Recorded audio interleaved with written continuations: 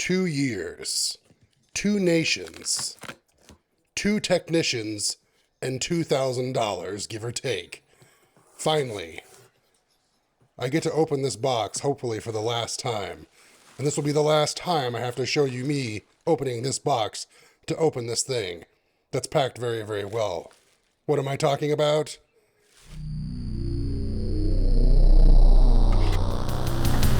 This computer will rule the world.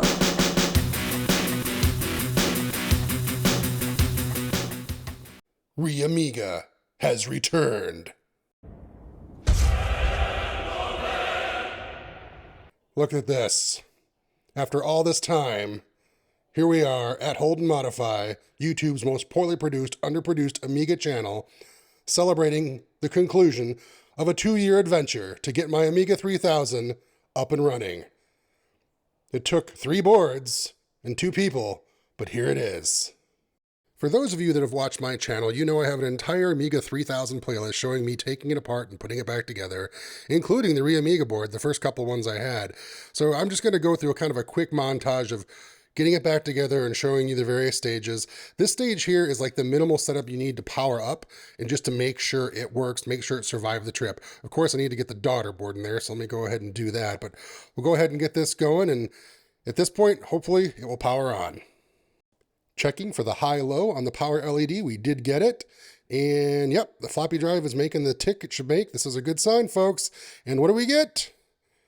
We've got the ROM screen. There it is. No weirdness, nothing psychotic.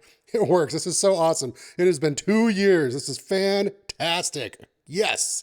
And I said this was going to be a fast montage. I've got the Picasso 4 installed. Is the Picasso 4 going to work? Let's check it out. Powered up. Booted, and there you go. Picasso 4 output screen. Oh, it looks great. It looks fantastic. This, again, even though the 4000 didn't like the Picasso 4 for some reason, the 3000 loves it, and it looks beautiful. This is working out so great. I love this. All right, so now I've got the Zulu SCSI installed. I do have a video on this card. You can check that out. But for now, it's in there. Got my SD card in there, and the drive is all set up. And I've got Workbench installed. And the next thing I want to do is get the Picasso software installed, because while the Picasso does work without software, it's just going to be a pass-through flicker fixer. It's not going to do anything else. So we'll go ahead and unpack Picasso and get it installed. And I'm actually doing it from floppy. Yep. I wanted to be super legit. So I'm actually unpacking it as an LHA into RAM. And they're going to go ahead and get this installed. So now it is going to actually install from RAM, so it'll be faster. We won't have to wait for it to install off of that floppy drive at least. But, you know, look, it's a mix of doing it the new way, the old ways. I mean, this 3000 is a complete hybrid, of course. A lot of people might not understand what the Amiga is. It is an Amiga 3000. It has all the same chips. In fact, a lot of the chips are from my original Amiga 3000. The only thing where it's really different is there's some logic for the ROMs. Of course, the memory is SIM modules instead of those terrible zip chips. So, but other than that, as you saw, if you go back to the beginning of the video, or if you look at my other videos on this, the Amiga it's just a new board layout for a 3000. The board being designed by John Hertel, and he helped put it together originally, all the surface mount stuff and other custom chips. And then, of course, Chris Edwards put all the original Amiga chips on it and shipped it all out to me and made sure it worked. And but it did finally get sorted, and that's one of the things you learn pretty quickly in the Amiga community is you need to have patience, guys. I mean, some folks get really fussy really fast about this, but you just got to be patient. And it's a long game. It's kind of like the stock market. You got to go long. You know, if you do short, you could get some fun in the short term, but you can also get screwed. So I'm just going through here and just editing and testing the Picasso modes that work for me and my monitor. The Picasso kind of comes up with a default pack here, and not all of them work. I'm making sure that I'm running at least 60 hertz frequency for NTSC so that my monitors are nice and happy. My monitors will handle up to like 87 hertz, I believe. So I can do 50 to, actually I can go as low as 40 on my monitor. And the monitor I'm using right now, actually I can go as low as 15 kilohertz. But what I'm saying is I'm trying to make this VGA friendly. So get them to 60 hertz. Delete the ones you don't need. To do that, you just got to click on the monitor mode and you drag it up to this little skull and crossbones, and that's how you delete the modes. And it just helps to de-junkify the settings later. So when you go to Workbench and you choose your screen mode, you don't have to see this giant pile of modes that you're just not going to use. And of course, Test them, always test, make sure they work before you hit use or save. And those are working pretty well. What's interesting is that there's this 1024 by 768 mode, and sometimes it does not work out for me. It's really bizarre. I mean, I've got 3 different monitors I've tried, and I've tried to adjust the timings here, and it just doesn't work. I always get this out of range, and I have no idea why.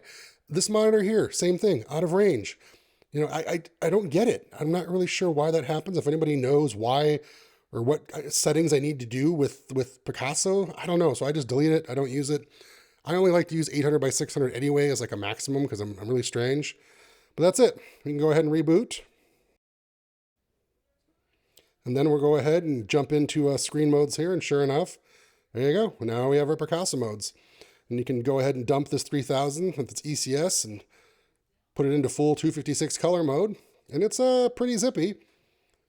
And then, yeah, with mode promotion, you'll be able to promote the programs to the Picasso modes instead of just having to use the native mode. Now, what's nice about the Picasso 4, because it is a flicker fixer, you can just launch interlace programs native, okay? You don't have to mode promote them, and you won't have any flicker. You'll have a nice, clean image. But let's launch TV Paint here, which is kind of the Amiga version of Photoshop back in the day. One of the versions of Photoshop for the Amiga back in the day.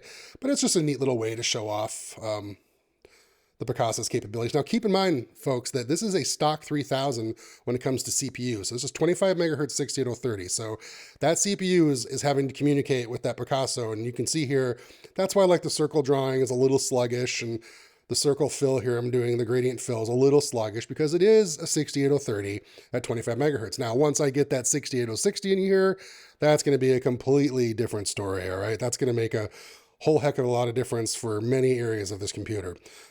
But that's going to be in the next video, part 2. So thanks for watching part 1. And I hope you enjoyed this little slow rebirth, once again, of the 3000.